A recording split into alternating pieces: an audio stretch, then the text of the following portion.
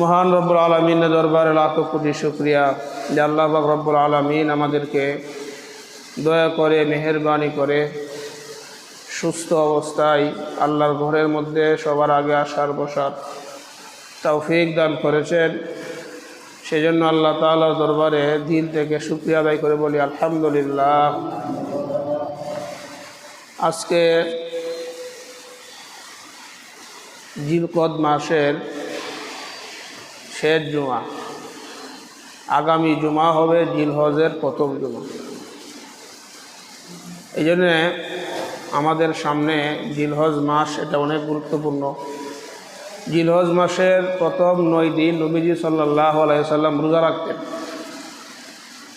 এবং আল্লাহ তাআলা এই জিলহজ মাসের প্রথম 10 দিনের ফজিলতের বলতে যায় আল্লাহ তাআলা প্রথম জিলহজের 10 রাতের কসম খাইছেন। ওয়াল ফাজরি ওয়া লায়ালিন আশর, আল্লাহ তাআলা 10 রজনীর কসম খাইছেন। এর দ্বারা জিলহজের প্রথম 10 রজনীর উদ্দেশ্য। তো জিলহজের বছরের অন্যান্য দিনের মধ্যে রমজানের পরে জিলহজের প্রথম 10 দিনে অনেক ফজিলত আছে। বিশেষ করে আরাফার দিনের ব্যাপারে ফজিলতের কথা হাদিসের মধ্যে আসছে যে আরাফার দিন যে ব্যক্তি রোজা রাখবে, অর্থাৎ কুরবানির আগের দিন যে ব্যক্তি রোজা রাখবে, নবীজি বলেন আমি আশা করি তার আগের পরের 1 বছরের গুনাহ আল্লাহ মাফ করে দিবে। সিয়ামু আরাফাতা ইন্নী আহতাসিবু আলাল্লাহ আই ইউকাফিরা সানাতাল্লাতী ক্বাবলা ওয়াস সানাতাল্লাতী বাদা। নবীজি বলেন যে আরাফার দিনের রোজা আমি আশা করি আল্লাহ তাআলা আগের পরের 1 বছরের গুনাহ আল্লাহ মাফ করে দিবে। এই জন্যে সামর্থ্যবান হইলে 9 দিন রোজা রাখা, আর না হয় কমপক্ষে আরাফার দিন রোজা রাখার চেষ্টা করা। আল্লাহ তাআলার কাছে জিলহজ মাস এটা সম্মানিত মাস, এটা সম্মানিত মাস। ইন্না ইদ্দাতাশ শুহুরি ইনদাল্লাহি 12 শাহরান মিনহা আরবাতুন হুরুম। আল্লাহর গণনায় 12 মাস, এর মধ্যে 4টা মাস সম্মানিত। এই 4 মাসের মধ্যে জিলহজ মাসও একটা মাস। এই জিলহজ মাসের মধ্যে প্রথম 9 দিন আমরা রোজা রাখতে পারি। সম্ভব না হইলে 9 তারিখে আরাফার দিন রোজা রাখার চেষ্টা করব। এই রোজার অনেক ফজিলত আছে। নবী সাল্লাল্লাহু আলাইহি সাল্লাম, সাহাবায়ে কেরাম এই রোজা রাখতেন। আর একটা আমল হলো কুরবানির আমল। এই জিলহজের মধ্যে 10 তারিখে কুরবানিও এটা আল্লাহ তাআলার একটা হুকুম, বান্দার উপর, এটা যারা সামর্থ্যবান তাদের উপর ওয়াজিব। কুরবানি মূলত হইল আল্লাহ তাআলার হুকুমের সামনে নিজেকে বিলিয়ে দেওয়া, নিজেকে সমর্পণ করা, আল্লাহর হুকুমের সামনে মাথা নত করা, আল্লাহর হুকুমের সামনে নিজের নফস, নিজের খাহেসাত, নিজের ইচ্ছা চাহিদাগুলো কুরবানি করা। এটা কুরবানি শিক্ষা। কারণ কুরবানির গোশত, অতীতের উম্মত তারা কুরবানির গোশত খাইতে পারত না। তো এই উম্মতকে আল্লাহ তাআলা কুরবানির গোশত খাওয়ার অনুমতি দিয়েছে। এর মানে এটা নয় যে কুরবানির গোশত খাওয়ার নিয়তে আমি কুরবানি করব, বরং আল্লাহ তাআলা কুরবানির গোশত খাওয়ার আমাদেরকে অনুমতি দেওয়া পাশাপাশি জানাই দিলেন যে কুরবানির গোশত খায়া তোমরা কিন্তু তোমাদের কাছে তোমাদের পশুর রক্ত, কুরবানি পশুর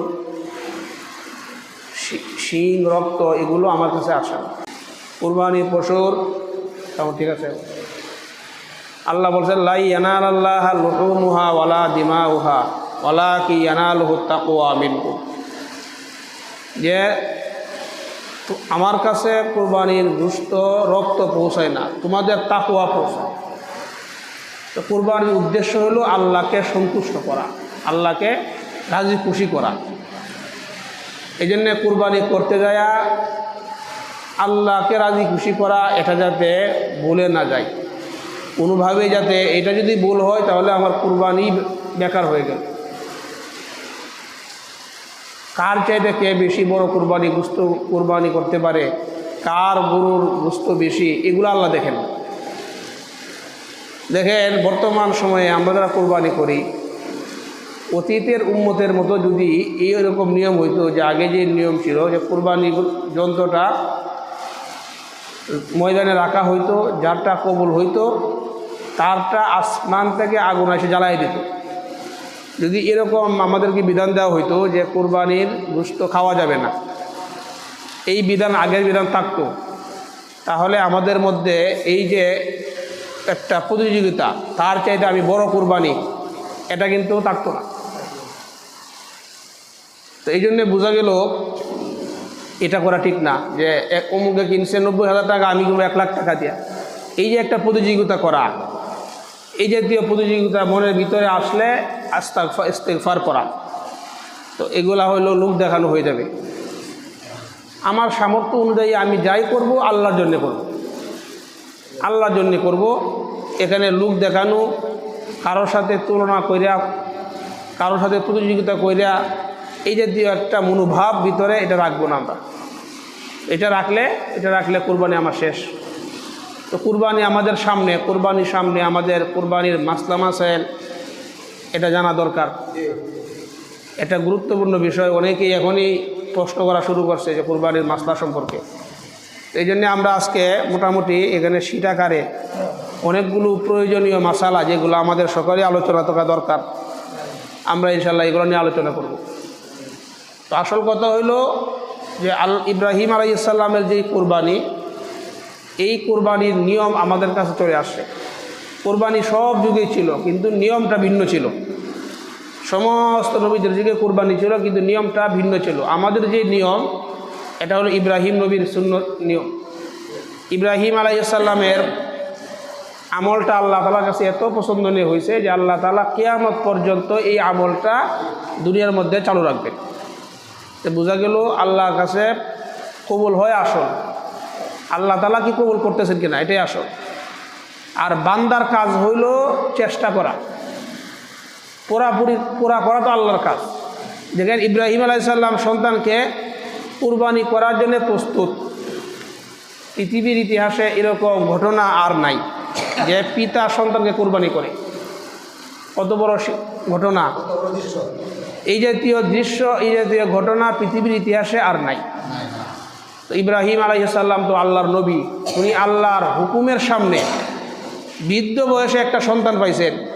আল্লাহর কাছে ছায়া, রব্বি হাবলি মিনাস সালিহিন, হে আল্লাহ একটা সন্তান দেন। বৃদ্ধ বয়সে সন্তান পাওয়ার পরে এই সন্তানকে কুরবানির জন্য প্রস্তুত হয়ে যাওয়া, এটা আল্লাহ তাআলার হুকুমের সামনে কি পরিমাণ আনুগত্য হইলে এটা হইতে পারে। আল্লাহর হুকুমের সামনে কোনো রকমের প্রশ্ন, কোনো রকমের ইতস্ততা করেননি, সাথে সাথে রেডি। আল্লাহ হুকুম করছে, সাথে সাথে ওনার সন্তানকে কুরবানি করার জন্য রেডি হয়ে গেছে। তো আল্লাহ তাআলাও পুরস্কার দিয়েছেন যে কিয়ামত পর্যন্ত ইব্রাহিমের সুন্নত আমি আল্লাহ পৃথিবীর মধ্যে জারি রাখব। মূলত দেখেন কুরবানি যখন ইব্রাহিম আলাইহিস সালাম ইসমাঈল আলাইহিস সালাম কুরবানি করতেছেন, তো ইব্রাহিম তো চেষ্টা করছেন। আল্লাহ বলেন কদ সাদ্দাকতা রুইয়া, যে আপনি আপনার স্বপ্ন বাস্তবায়িত করছেন। তো এই আয়াত থেকে বোঝা গেল যে মানুষের কাজ হলো চেষ্টা করা, এই কাজটা পুরা করার দায়িত্ব হলো আল্লাহ।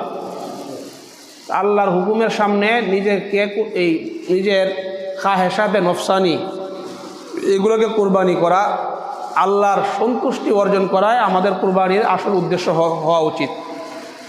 আল্লাহর সন্তুষ্টি আল্লাহর হুকুম পালন করার জন্য আমি কোরবানি করতেছি। এখানে আমাকে কেউ কি বললো, মানুষে কেউ কি না বললো, এগুলো আমার কোনো উদ্দেশ্য না।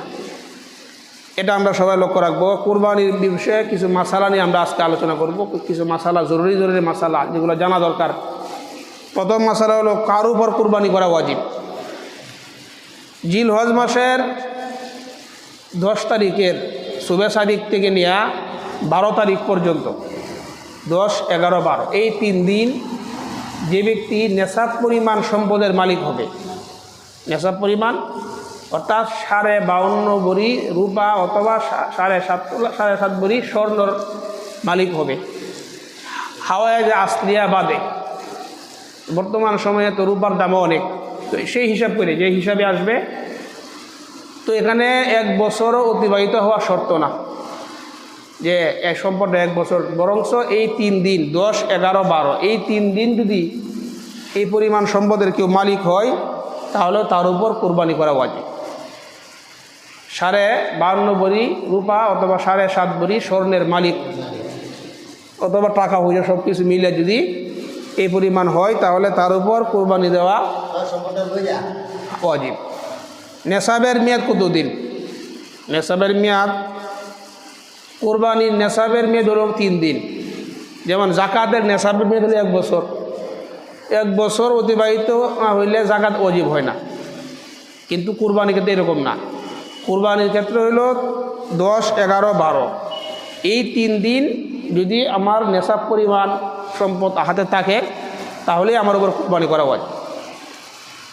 3 দিনের মধ্যে কোন দিন কোরবানি করা উত্তম? এখন তো 3 দিন কোরবানি করা যায়, 10 তারিখ, 11 তারিখ, 12 তারিখ, 10 জিলহজ, 11 জিলহজ, 12 জিলহজ।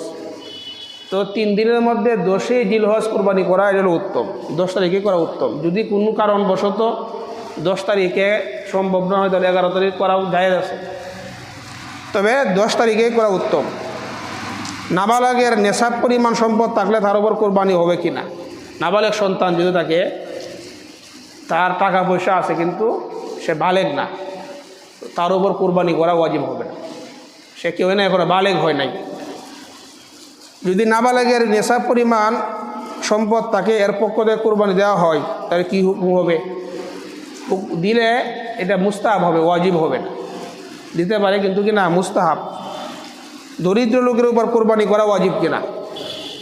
দরিদ্র, যার এই নেশাব পরিমাণ সম্পদ নাই, যে ব্যক্তি এই পরিমাণ সম্পদের মালিক না, সেই দরিদ্র, তো তার উপর কোরবানি করা ওয়াজিব না।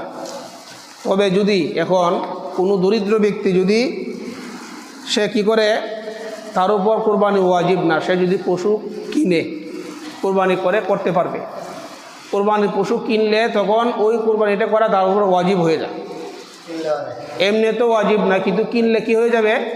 ওয়াজিব হয়ে যাবে। কেউ যদি কোরবানির দিনগুলোতে কোরবানি দিতে না পারে তাহলে কি করবে? অর্থাৎ 10, 11, 12 এই 3 দিন কোরবানি করতে পারে নাই, তাহলে কি করবে? তো এখানে মাসালা হইল, যদি সে কোরবানির পশুটা সে কিনে তাহলে 1 সুরত, আর কোরবানির পশু কিনছেই না, 3 দিন চলে গেছে, তাহলে এটা হলো 1 মাসালা। কোরবানির পশু যদি সে না কিনে এই 3 দিন অতিবাহিত হয়ে যাক, তাহলে একটা ছাগল সৎকা করবে, একটা ছাগল সৎকা করে দিবে। আর যদি কোরবানির পশু কিনে কোনো কারণে বা আবহাওয়ার কারণে, যে কোনো কারণে কোরবানি করে না, তাহলে ওই পশুটা কী করতে হবে? সৎকা করতে হবে। 3 দিন চলে গেলে, 10, 11, 12 তারিখ চলে গেলে কোরবানির পশু জবাই করতে পারে নাই, তাহলে ওই পশুটা কী করতে হবে? সৎকা করতে হবে। এখন যদি এই 3 দিন যাওয়ার পরে কোরবানির পশু কিনছে কিন্তু সৎকা না করে জবাই করছে, তো জবাই করলে এই জবাই করার গোশত কী করতে হবে? সৎকা করতে হবে। এই ক্ষেত্রে আরেকটা মাসালা হইল, জবাই করলে আরেকটা মাসালা হইল যে গোশতটা ওজন করতে হবে। জবাই করার পরে যদি দেখা যায় গোশতটা ওজন করে যত এই কিনা হয়েছে 20,000 টাকা দেওয়া, এখন গোশত আছে 18,000 টাকা, এই ক্ষেত্রে আরও 2,000 টাকা সৎকা করতে হবে হাত থেকে। হ্যাঁ, যদি জবাই করে 3 দিন অতিবাহিত হওয়ার পরে। তো এই জন্যে এরপরে মাসালা হলো, প্রথম দিন কখন থেকে কোরবানি করা যাবে? 10 তারিখে কোরবানি কখন করা যাবে? যে এলাকার মধ্যে জুমার নামাজ হয়, ঈদের নামাজ হয় ওয়াজিব, সেই এলাকার মধ্যে ঈদের নামাজের আগে কোরবানি জায়েজ হবে না। তবে কোনো প্রকার দুর্ঘটনা ঘটে গেলে, কোনো প্রকার সমস্যা, দিনের সমস্যা, নামাজ পড়তে পারে নাই, তাহলে ঈদের নামাজ পড়া না গেলে তাহলে কি করণীয় হলো? সূর্য মধ্য আকাশ অতিবাহিত হওয়ার পরে কোরবানি করা, মানে ঠিক দুপুরের পরে কোরবানি করা। যদি কোনো কারণবশত ঈদের মাঠ না পড়তে পারে তাহলে হলো এই মাসালা। রাতে কোরবানি দিলে হবে কি না? রাতের বেলা কোরবানি করা, রাতের বেলা কোরবানি দিলে হবে। কয় তারিখে? 10 এবং 11 তারিখে রাতে কোরবানি দিলে হবে। 10 তারিখে রাতে, 11 তারিখ রাতে, 12 তারিখ দিলে হবে না। কেন হবে না? 12 তারিখ তো রাত আগে চলে আসে। কোরবানির দিন হলো কি 10, 11, 12, এই জন্যে 10 তারিখ, 11 তারিখ এই 2 দিন রাতে দিলেও হবে, বাকি 12 তারিখ দিলেও হবে না, 9 তারিখ দিলেও হবে না, হ্যাঁ 10-11 তারিখ রাতে দিলে হবে। কোন কোন পশু দিয়ে কোরবানি দেওয়া যাবে? 5 প্রকারের পশু: উট, গরু, মহিষ, দুম্বা, ভেড়া, হ্যাঁ ছাগল এই দুম্বা, ভেড়া, ছাগল একই জিনিস। তাহলে এই প্রাণীগুলোর দ্বারাতে কোরবানি দেওয়া যাবে। এখন গরু, উটের ক্ষেত্রে বয়স কমপক্ষে লাগবে 5 বছর, 2 বছর। গরুর ক্ষেত্রে 2 বছর, আর উটের ক্ষেত্রে 5 বছর। উট কয় বছর? উট কমপক্ষে 5 বছর। গরু, মহিষ 2 বছর বয়স লাগবে, কমপক্ষে 2 বছর। ভেড়া, দুম্বা, ছাগল কমপক্ষে 1 বছর, 1 বছর হইতে হবে। তবে এখানে ভেড়া আর দুম্বার ব্যাপারে একটা মাসালা আছে। এটা হলো যদি ভেড়া দুম্বা বয়স একটু কম হয় 1 বছরের চাইলে, কিন্তু দেখতে বোঝা যায় যে এটা 1 বছর হয়ে গেছে, তাহলে এটা দাঁড়াতে হবে। কিন্তু ছাগল দাঁড়াতে হবে না, ছাগল 1 বছরে হইতে হবে। অনেকে এই মাসলা ফেস লাগায়া ভেড়া দুম্বার মাসলা ছাগল লাগাই দেয়া, ছাগলে 1 বছর না হইলেও বড় হয়ে গেছে, এটা ছাগলের ক্ষেত্রে পূর্ণ 1 বছর হইতে হবে, তা আর না হয় কোরবানি হবে না। সর্বোচ্চ শরীক কতজন হইতে পারবে? শরীক উট, গরু, মহিষের মধ্যে সর্বোচ্চ 7 জন শরীক হইতে পারে, 7 জন। কম হইলে অসুবিধা নাই, 2 জনে হইতে পারে, 3 জনে হইতে পারে, 4 জনে হইতে পারে, 5 জনে হইতে পারে। 1 জন হইলে আরও বেশি ভালো, কিন্তু 7-এর অধিক হইতে পারবে না। তাহলে উট, গরু, মহিষে 7 শরীকে কোরবানি করা জায়েজ আছে। তবে শরীকদেরকে খুব যাচাই বাছাই করা, যাতে সকলের টাকাটা হালাল থাকে। আর ছাগল, দুম্বা, বেড়াতে 1 জন, ছাগল, দুম্বা, বেড়াতে এটা 1 জনই কোরবানি করতে হবে। গোশত ভাগে কম বেশি হলে করণীয় কি? যদি কোরবানি শরীকানা কোরবানি দেওয়ার পরে আপনার কারো গোশত কম হয়, তাহলে কারো কোরবানি সই হবে। এই জন্যে খুবই সতর্ক থাকতে হবে। কোরবানির গোশত মাপার ক্ষেত্রে অবশ্যই পাল্লা দিয়ে ওজন করে মাপা, যাতে করে কম বেশি না হয়। এখানে কম বেশি হয়ে গেলে কারো কোরবানি সই হবে না। শরীকের মাঝে কেউ যদি গোশত খাওয়ার নিয়ত করে, তাহলে কি হবে? এটা খুব খেয়াল রাখে যে নিয়ত কোরবানির ক্ষেত্রে, যে নিয়তটা আমরা আল্লাহর জন্য করব। যারা শরীকানা কোরবানি করব সকলকে বলবো, আমরা নিয়তটা কিন্তু কেউ গোশত খাওয়ার নিয়তে আমরা কোরবানি করব না, আল্লাহর জন্য করব। আল্লাহর হুকুম, আমার উপর কোরবানি ওয়াজিব, এই জন্য কোরবানি করতেছি। শরীকদের মধ্যে কারো যদি নিয়তে গরমিল থাকে, তাহলে কারো কোরবানি সই হবে। তো কত বড় কথা! এই জন্যে শরীকানা কোরবানি দিতে খুব সতর্ক থাকতে হবে। সকলকেই এই নিয়তগুলো আগে যাচাই করে, নিয়তগুলো আগে ঠিক করতে হবে। কোরবানি পশুতে আকিকা দেওয়া যাবে কি না? কোরবানি পশুতে আকিকা দেওয়া এটা জায়েজ আছে, তবে আকিকা আলাদা দিতে হবে, কোরবানি আলাদা দিতে হবে। এখন কোরবানি আকিকা দুইটা একসাথে নিয়ত করলে হবে না, যে আমার উপর কোরবানি ওয়াজিব, এখন এটা কোরবানি এটাও আকিকা, এই জাতীয় নিয়ত করলে আদায় হবে না। বরং কোরবানির জন্য আলাদা নাম, আকিকার জন্য আলাদা নাম দিতে হবে। শরীকদের মাঝে যদি কারো অধিকাংশ পুরা টাকা হারাম হয়, তাহলে কি কোরবানি হবে? গুরুত্বপূর্ণ প্রশ্ন। যে শরীকদের মধ্যে কারো অধিকাংশ বা পুরা টাকাই হারাম, তাহলে তার সাথে কোরবানি করলে কোরবানি হবে কি হবে না? এই জাতীয় ব্যক্তি, তাদের থেকে কোরবানি শরীকানায় না নেওয়াই উত্তম। কারণ এরকম যদি হারাম থাকে, সব টাকায় হারাম, তাহলে তার দ্বারাতে সবার কোরবানি নষ্ট হয়ে যাবে। তাহলে এইটা কত ঝামেলার মশলা না? আমি হালাল টাকায় উপার্জন করলাম, কিন্তু একজনকে নিলাম, তার টাকা আর সবটা হারাম, তাহলে কারো কোরবানি সই হবে না। হ্যাঁ, একই প্রাণীর মধ্যে তো বলছি, একই প্রাণীর মধ্যে কোরবানি আকিকা দেওয়া যাবে, অসুবিধা নাই। যদি, তবে কোরবানির নাম আলাদা দিতে হবে। এক নাম কোরবানি দিতে হবে, আর এক নাম আকিকা দিতে হবে। একটা নামের মধ্যে আপনি কোরবানিও দিবেন, আকিকাও দিবেন, এই জাতীয় সালাকি করলে এটা কোনোটাই হতো না। যে কোনো আকিকা দেওয়া যাবে, বাকি কোরবানিটা আলাদা দিতে হবে, আকিকার নাম আলাদা দিতে হবে। গরু, মহিষ, উট একা কোরবানির নিয়তে কেনার জন্য অন্য কাউকে শরীক করা যাবে কিনা? এখন বলতেছে একটা গরু বা মহিষ এগুলা আপনি কিনছেন, একলা কোরবানি করবে একা একা, এর মধ্যে অন্যকে শরীক করতে পারবেন কিনা? এখন এর উত্তর হইল ধনী হলে, যদি ধনী হয় তাহলে ধনী ব্যক্তি কি করতে পারবে? যার উপর কোরবানি ওয়াজিব, তবে গরিব হলে কোরবানি তার উপর ওয়াজিব। ধনী হলে পারবে, মানে কি ধনী ব্যক্তি যদি হয় মানে যার উপর কোরবানি ওয়াজিব সে কী করতে পারবে, আরেকজনকে শরিক করতে পারবে। আর যার উপর কোরবানি ওয়াজিব না, সে একটা পশু কিনছে একা কোরবানি করবে, ও তার জন্যে অন্য কাউকে সে শরিক করার সুযোগ নেই। কেন? তার উপর তো ওয়াজিব ছিল, সে কী করছে, জোর করে ওয়াজিব করছে। তার উপর ওয়াজিব ছিল না, সে নিজে টাইম নিয়ে ওয়াজিব করছে, এরকম তার উপর তার শরিক করার সুযোগ নেই। তুমি কিনছো, তোমার একা দিতে হবে। কোন ধরনের পশু নির্বাচন করা উত্তম? পশু নির্বাচনের ক্ষেত্রে হৃষ্টপুষ্ট, মোটাতাজা, ত্রুটিহীন, খুঁত নাই এরকম সুন্দর পশু নির্বাচন করা উত্তম। যে পশু 3 পায়ে ভর করে চলে এমন পশু দ্বারা কোরবানি হবে কিনা। 3 পায়ে ভর করে চলে, 4 পা, একটা পায়ের মধ্যে সমস্যা, তো এই জাতীয় পশু দ্বারা কোরবানি করলে কোরবানি হবে না। 3 পায়ে ভর করে যে কোরবানি, যে পশু চলে এটার দ্বারা কি হবে না, কোরবানি হবে না। তাহলে এই জন্যে কোরবানি যখন পশু কিনবো অবশ্যই লক্ষ্য রাখতে হবে যে এটা কি 3 পায়ে চলে নাকি 4 পায়ে চলে।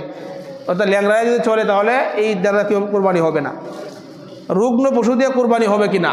অনেকে আছে যে রুগ্ন পশু, গোলের মধ্যে একটা আছে যেমন যে আপনার রুগ্ন হয়ে গেছে, অসুস্থ হয়ে গেছে, ওইটার ওটা কোরবানি নিয়ত করে নেই। ওইটা যেমন ভালো বাচ্চা দেয় না, অসুস্থ রোগ দেখা দেয়, অনেকে কী করে কাজটা করে, ওইটাতে কোরবানি দিয়ে দিই, এটা সব ওই বনে। রুগ্ন হয় তাহলে ভালো হলে তো ভালোই, অসুবিধা নাই, কিন্তু রুগ্ন পশু দ্বারা কোরবানি দিলে এটা কোরবানি হবে না। রুগ্ন পশু এটা দ্বারা কোরবানি দিলে কোরবানি হবে না। দাঁত সারা পশু দিয়ে কোরবানি হবে কিনা। যেই পশুর দাঁত নাই এমন পশু দ্বারা কোরবানি করলে কোরবানি হবে কিনা। একটা দাঁতও নাই এমন কোনোভাবেই হবে না, মানে পশুর একটা দাঁতও নাই, এই জাতীয় পশু দ্বারা কোরবানি হবে না। অথবা কিছু আছে তবে ঘাস খেতে পারে না, মানে দাঁত কিছু আছে কিন্তু ঘাস খাইতে পারে না, এমন পশু দ্বারা কোরবানি করা যাবে না। শিং ছাড়া পশু দিয়ে কোরবানি হবে কিনা, এটা একটা মাসালা যে শিং ছাড়া পশু দিয়ে কোরবানি হবে কিনা। জন্মগতভাবে যে পশু শিং নাই, মানে যেই পশুটা জন্মগতভাবে কি নাই, শিং নাই, এমন পশু দ্বারা কোরবানি করা যাবে, কোনো সমস্যা নাই। তবে পরবর্তীতে যেটা ভেঙে যায় আর তার ফলে যদি মস্তিষ্কে বিকৃতি ঘটে, শিং ভাঙ্গার কারণে যদি তার মস্তিষ্কে বিকৃতি হয় তাহলে কি হবে, তাহলে এমন পশু দ্বারা কোরবানি হবে না। অথবা অর্ধেক ভাঙছে, অর্ধেক ভাঙলে সমস্যা নাই, অর্ধেকের বেশি ভাঙলে এটা দ্বারা কোরবানি হবে না। তাহলে শিং ছাড়া কোরবানি যদি জন্মগত পশু শিং না থাকে এটা দ্বারা দিতে কোনো সমস্যা নাই। এখন ভেঙে গেলে যদি এটা ভাঙে যাওয়ার কারণে এই পশুটা মস্তিষ্ক বিকৃত হয়, পাগল হয়ে যায়, এটার দ্বারা হবে না। অথবা যদি অর্ধেকের বেশি ভাঙে তাহলে এমন শিং ভাঙ্গা পশু দ্বারা কি কোরবানি হবে না। লেজ কাটা কান কাটা পশু দিয়ে কোরবানি হবে কিনা। লেজ কাটা কান কাটা এই জাতীয় পশু, যদি পশুর লেজ বা কান অর্ধেক বা এর চাইতে অর্ধেকের চাইতে বেশি, অর্ধেকের বেশি কাটা থাকে তাহলে এই পশু দ্বারা কোরবানি হবে না। অর্ধেকের কম হইলে, অর্ধেকের কম কাটছে, অর্ধেকের কম হইলে এটা দ্বারা কোরবানি হবে। অন্ধ পশু দ্বারা কোরবানি করা যাবে কিনা। অন্ধ পশু চোখে দেখে না, এটা তো রুগ্নই, যেটা চোখে দেখে না এটা রুগ্ন না, তো এই জাতীয় অন্ধ পশু দ্বারা কোরবানি করলেও কোরবানি হবে না। কোরবানির নিয়তে পশু ক্রয় করার পর হারিয়ে গেলে দাতা কি করবে। এখন কোরবানির নিয়তে একটা পশু কিনছেন, গরু কিনছেন একটা, এটা হারায় গেছে কোনো কারণবশত, তো এখন ধনী হইলে আরেকটা পশু কিনতে হবে, ধনী ব্যক্তি আরেকটা পশু কিনতে হবে। দরিদ্র হইলে তার উপর আরেকটা কিনা ওয়াজিব না। এখানে আরেকটা মাসালা, এখন ধনী ব্যক্তি একটা পশু হারায় গেছে, সে আরেকটা কিনছে, তো কেনার পরে হারানোর পশুটা আবার পাওয়া গেছে। এখন ধনী ব্যক্তির জন্যে, তার জন্যে দুইটার যে কোনো একটা দিলেই হবে, তার জন্য এই সুযোগ আছে। এখন গরিব ব্যক্তি তার একটা হারাইছে, হারানোর পরে তার তো একটাই ওয়াজিব ছিল না, সে আরেকটা কিনছে, তো কেনার পরে আগেরটা পায়ে গেছে। তো এখন শরীয়তের মাসালা হইল যে গরিব ব্যক্তি তুমি দুইটা কিনছো, তোমারও দুইটাই ওয়াজিব আসেন না, তো একটা হারায় গেছে আরেকটা কিনছো কেন।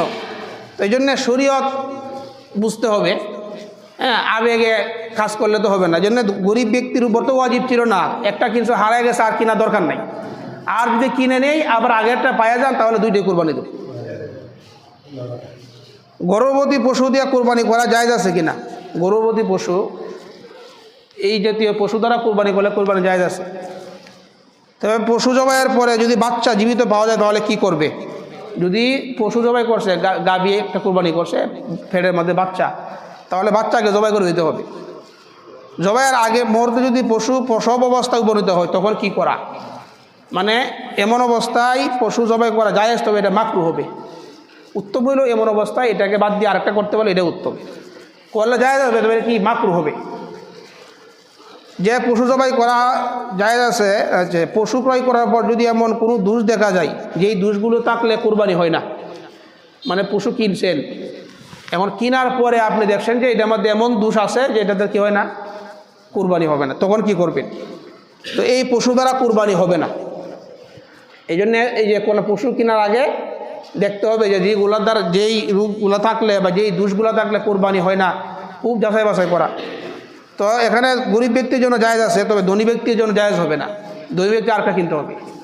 হ্যাঁ, এরপরের মাসালা, কোনো পশু ক্রয় করার পর সময় জিজ্ঞাসা করলে যে এটা বয়স কত, জিজ্ঞাসা করছেন যে বাইরে বয়স কত, গরুটা 2 বছর বয়স। আচ্ছা, এই যে আপনি 2 বছর বয়স আপনাকে কিনলেন, পরে দেখা গেল এটা 2 বছর হয়েছে না, আসলে কিনা 2 বছর হয় নাই, তখন কি করণীয়?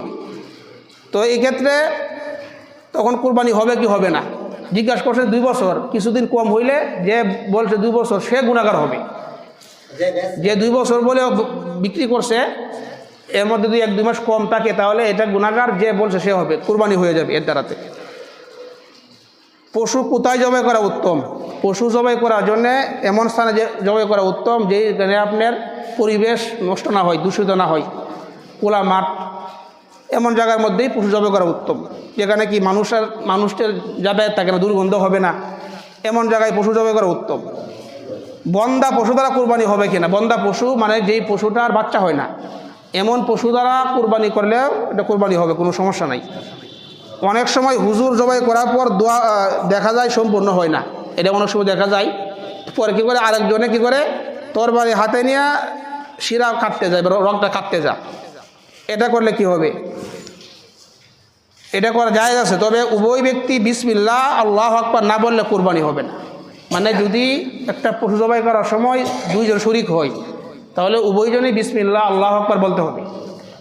একজনে যদি না বলে তাহলে কুরবানি হতে হবে না, একজন যদি না বলে সেক্ষেত্রে কুরবানি বাতিল হয়ে যাবে। তাই জন্য 2 জনে জবাই করলে দুজনে কি বিসমিল্লাহ আল্লাহু আকবার বলতে হবে। কুরবানির পশু দ্বারা উপকৃত হওয়া যাবে কিনা, কুরবানির পশু কেনার পরে, এখন এই যে 1 সপ্তাহ কুরবানির পশু কিনছে, এখন এই গাইটা দুধ দেয়, তো এটা কি উপকৃত হওয়া যাবে কিনা? তো এর মাসালা হইল যে কুরবানির পশু দ্বারা উপকৃত হওয়া জায়েজ নেই, কুরবানির পশু দ্বারা উপকৃত হওয়া যাবে না। তো এখন আমরা যে অনেক সময় দেখা যায় যে কুরবানির পশু কিনে 1 সপ্তাহ পরে যে আমরা এটাতে কী করি, ছবি তুলি, এই করি সেই করি, এগুলাও করা যাবে না। যে কুরবানির পশু দ্বারা কোনো প্রকারে উপকৃত হওয়া জায়েজ নেই। এটাকে হাল চাষ করানো কিনা, এটাকে দ্বারা আপনার অন্যভাবে উপকৃত হওয়া জায়েজ হবে না। কুরবানির পশু দ্বারা যদি আপনি হাল চাষ করেন সেক্ষেত্রে করণীয় কি, এই যে মাসালা আইছে, অন্য পশু দ্বারা করলে যে পারিশ্রমিক আসতো সেই পরিমাণ টাকা সৎকা করতে হবে। কুরবানির পশু দ্বারা হাল চাষ করা এটা তো এখন নাই, তো করলে যে অন্য পশু দ্বারা করলে যেই রকম একটা পারিশ্রমিক, ওই রকম পারিশ্রমিক সৎকা করতে হবে। কুরবানির পশুর দুধ পান করা যাবে কিনা, কুরবানির পশুর দুধ পান করা যাবে না, তাহলে কি করবেন, এটা সৎকা করতে হবে, গরিব মিসকিনকে সৎকা করে দিতে হবে। যদি পশুর জবাইয়ের আগে মনে হয় দুধ দহন না করলে পশুর কষ্ট হবে, তাহলে কি করবেন, এই ক্ষেত্রে দুধ দহন করে দুধটা সৎকা করে দিবেন। পশু ক্রয় করার পর শরিক মারা গেলে তখন কি করা? শরিকানা কুরবানি পশু কিনছে, এখন দেখা গেছে একজন মারা গেল, মারা যাওয়ার পরে কি করা, ও তার ওয়ারিসগণ যদি অনুমতি দেয় তাহলে কুরবানি করা, আর যদি না দেয় তাহলে তার টাকা ফিরাই দেওয়া। এক্ষেত্রে যদি ফিরাই না দিয়ে আরেকজনকে শরিক করে এটাও পারবে, জায়েজ আছে। একজন মারা গেছে, এখন আমরা 6 জন, আরেকজনকে শরিক করিয়া তার টাকা দিয়ে দিবেন, এটাও জায়েজ আছে। জবাইয়ের আগে পশু বাচ্চা দিলে কি করবেন? এখন জবাই করার আগে যদি পশু বাচ্চা দেয়, এই ক্ষেত্রে বাচ্চাটাকে জীবিত সৎকা করে দেওয়া, জীবিত সৎকা করতে হবে। সৎকা না করলে পশুর সাথে জবাই করতে হবে, তবে জবাই করলেও ওই পশুর গোশত সৎকা করতে হবে, মানে বাচ্চাটাকে সৎকা করতে হবে, এটি হলো মূল কথা। জীবিত করলেও করতে হবে, জবাই করলেও সৎকাই করে দিতে হবে। এরপরে মাসালা, মৃত ব্যক্তির পক্ষ থেকে কোরবানি দেওয়া করা যাবে কিনা। মৃত ব্যক্তি কারো আব্বা আম্মার নামে এই জাতীয় কোরবানি করলে কোরবানি করা যাবে, কোনো সমস্যা নাই। তবে মৃত ব্যক্তির নামে কোরবানি করলে আলাদা একটা নাম দিতে হবে। যদি আপনার উপর ওয়াজিব থাকে অনেক সময় আমাদের সমাজে একটা মাসালা হইল, দেখা যায় 3-4 ভাই মিলে একটা নাম দেয়, 4 ভাইয়ের প্রত্যেকের উপরে আলাদা আলাদা কুরবানি করা ওয়াজিব। তার 4 ভাই মিলে একটা নাম দেয় মার নামে। তো এখন 4 ভাই মিলে যে এক নাম দিল মার নামে, এখন তাদের 4 নামকে দিবে। তো এইভাবে এই 4 ভাই মিলে এক নাম মার নামে দিলে মাকে মালিক বানাইতে হবে, কিন্তু তাদের উপর যে ওয়াজিব এটা আদায় হবে না, এটা গুনাহগার হইতে হবে। তো এই জন্য উত্তম হইল 4 ভাইয়ে 4 নাম দিতে হবে, আলাদা আর একটা মার নাম দিবেন, অথবা আপনি আব্বার নাম মার কাছে আব্বার নামে দিবেন, আপনি একটা দিবেন, আপনার মৃত ব্যক্তির নাম আর একটা দিবেন, এভাবে দিতে হবে। 3 দিনের বেশি কুরবানি গোশত রাখা যাবে কিনা? 3 দিনের বেশি রাখা যাবে, কোনো অসুবিধা নাই। বেশি রাখলেও হ্যাঁ, যত ইচ্ছা রাখা যাবে। অনুমান করে বন্টন করা জায়েজ আছে কিনা? অনুমান করে বন্টন করা এটা জায়েজ নাই, যে অনুমান করে বন্টন করলাম, আমরা 2 ভাই কোরবানি করছি, কিছু কম বেশি হইলে অসুবিধা নাই, এরকম করা যাবে না। বায়ে বায়ে করেন আর যার সাথেই করেন, অনুমান করে কোরবানির গোশত এটা বন্টন করা যাবে না, বরঞ্চ ওজন করতে হবে, পাল্লা দিয়ে ওজন করে একবারে সমানভাবে কি বন্টন করতে হবে। 3-এর 1 অংশ গরিবকে দেওয়া, যেটা গরিবকে একটা অংশ দেওয়া, এটা গরিবের হোক, এটা দেওয়া না দিলে জায়েজ থাকলে ওটা কৃপণতা, যে আমি গরিবকে দিলাম না, জায়েজ যেহেতু আছে তো এটা তো কুরবানি হইল না। এই জন্যে গরিবকে কিছু দেওয়া, আত্মীয় স্বজনকে কিছু দেওয়া। গোশত চর্বি বিক্রি করা যাবে কি না? গোশত এবং চর্বি বিক্রি করা জায়েজ নাই, কুরবানির গোশত এটা বিক্রি করা যাবে না, এটা বিক্রি করা নিষেধ। জবাইকারী বা কসাইকে গোশত দিয়া পারিশ্রমিক দেওয়া যাবে কিনা? জবাইকারী বা কসাইকে পারিশ্রমিক দিতে হইলে আলাদা টাকা দিতে হবে, আর হাদিয়া হিসেবে যদি কুরবানির গোশত এটা দিতে পারবে, কিন্তু পারিশ্রমিক বাবদ গোশত দেওয়া যাবে না। পারিশ্রমিকটা আলাদা, আর কুরবানির গোশত থেকে হাদিয়া দিতে পারবে, কিন্তু পারিশ্রমিক বাবদ গোশত দিয়ে দেওয়া এটা করলে এটা জায়েজ হবে না। জবাই করার অস্ত্র কেমন হইতে হবে? জবাইয়ের অস্ত্রটা অবশ্যই ধারালো থাকতে হবে, যাতে করে পশুর কষ্ট না হয়।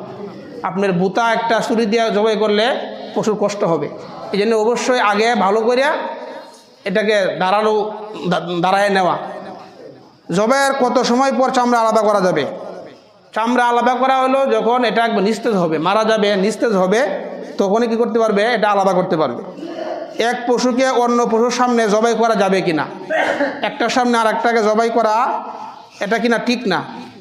এক পশুর সামনে আরেক পশু জবাই করা নবীজি নিষেধ করে গেছে। কুরবানির গোশত অন্য ধর্মের ব্যক্তিকে দেওয়া যাবে কিনা? এটা অনেক বড় মাসালা। আমরা অন্য ধর্মের ব্যক্তিরা আমাদের কুরবানির গোশত খাইতে পারবে কিনা?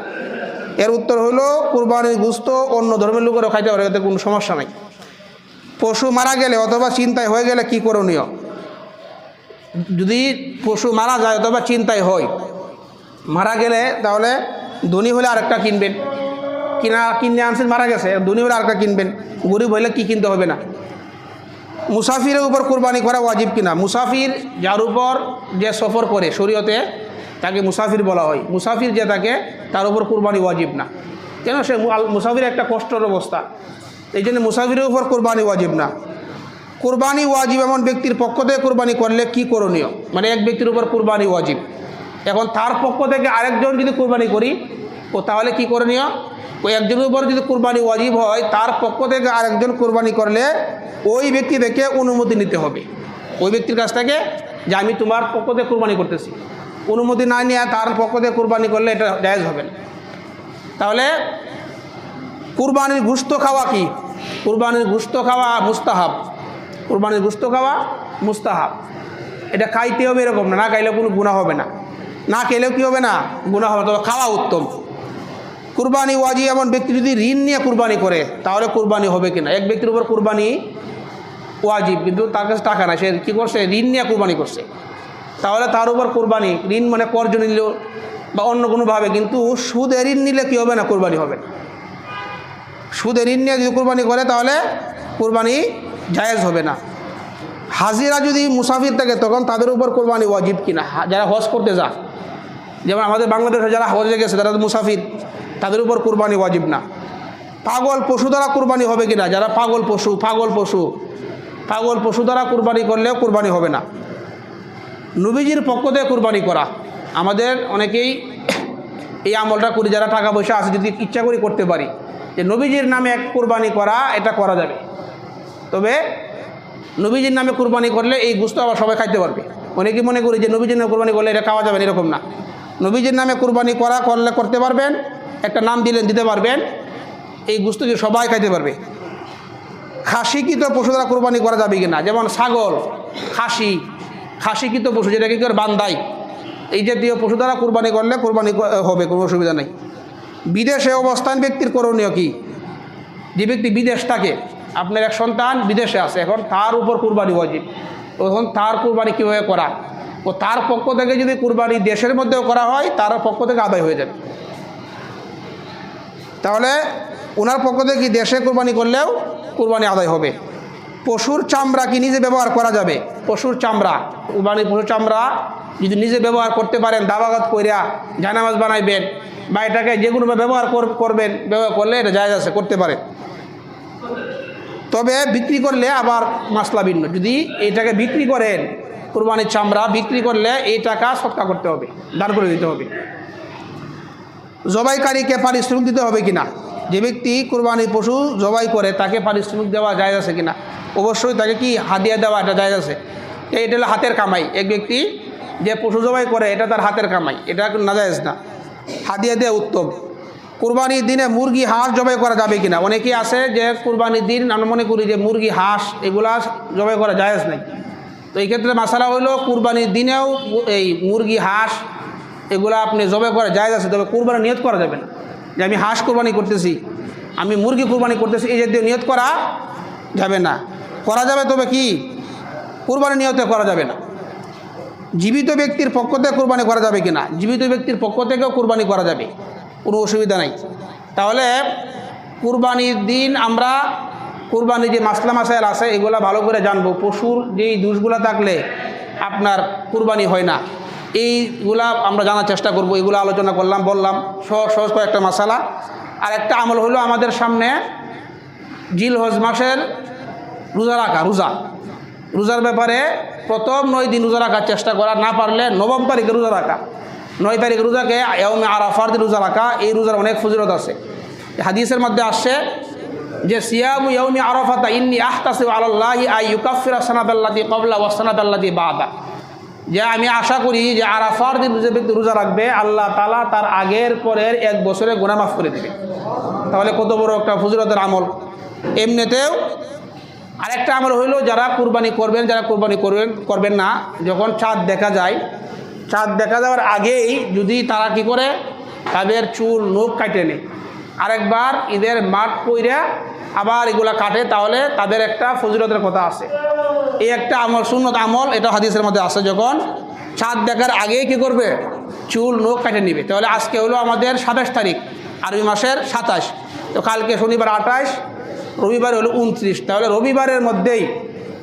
রবিবারের মধ্যেই যারা কুরবানি করি বা করি না, একটা সুন্নত আমল হইলো আমরা চুল নখ এগুলো আমরা মুছ কাটে নিব, আবার আরেকবার ঈদের মাঠ পইরে আমরা ইনশাল্লাহ আমরা এগুলা কাটবো। আল্লাহ তাআলা আমাদের সকলকে যে আলোচনা করলাম শুনলাম আমল করার তৌফিক দান করেন। কুরবানি আমাদের সামনে, কুরবানি করার ক্ষেত্রে কয়েকটা যে গুরুত্বপূর্ণ মাসালা, এগুলো হলো আমাদের নিয়তটাকে বিশুদ্ধ করতে হবে, নিয়ত যাতে গোশত খাওয়া না হয়।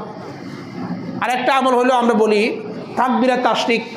এটা জিলহজের এই 9 তারিখের ফজর থেকে নিয়ে 13 তারিখ আসর পর্যন্ত তাকবীরে তাশরিক বলতে হয়। আল্লাহু আকবার, আল্লাহু আকবার, লা ইলাহা ইল্লাল্লাহু, আল্লাহু আকবার, আল্লাহু আকবার, লিল্লাহিল হামদ। এই আমলটা আসছে করতে গিয়া ইব্রাহিম আলাইহিস সালাম যখন ওনার সন্তানকে জবাই করতেছেন, ওনার পিতা যখন সন্তানকে জবাই করতেছেন, তখন জিবরাইল বলতেছে আল্লাহু আকবার, আল্লাহু আকবার। এই ঘটনা দেখে জিবরাইল বলছে আল্লাহু আকবার, আল্লাহু আকবার। ইসমাঈল আলাইহিস সালাম সূরার নিচ থেকেই বলছেন লা ইলাহা ইল্লাল্লাহু, আল্লাহু আকবার। আবার ইব্রাহিম বলছে আল্লাহু আকবার ওয়ালিল্লাহিল হামদ। এই যে তিনজনের এই যে আল্লাহু আকবার বলা, আল্লাহ তাআলা এই তিনজনের এই বাক্যগুলাকে কিয়ামত পর্যন্ত তাকবীরে তাশরিক বানাই দিয়েছেন, যে এগুলা কিয়ামত পর্যন্ত সকলে আমল করতে হবে, এটা ওয়াজিব। নারী পুরুষ সবাই প্রত্যেক ফরজ নামাজের পরে পুরুষরা উচ্চ সুরে আর মহিলারা নিম্ন আওয়াজে আপন জায়গায় বসে এই তাকবীর বলতে হবে। আল্লাহু আকবার, আল্লাহু আকবার, লা ইলাহা ইল্লাল্লাহু, আল্লাহু আকবার, আল্লাহু আকবার, ওয়ালিল্লাহিল হামদ। এই আমলগুলো আমাদের সামনে। আল্লাহ তাআলা আমাদের সকলকে যে আলোচনা করলাম শুনলাম আমল করার তৌফিক দান করেন।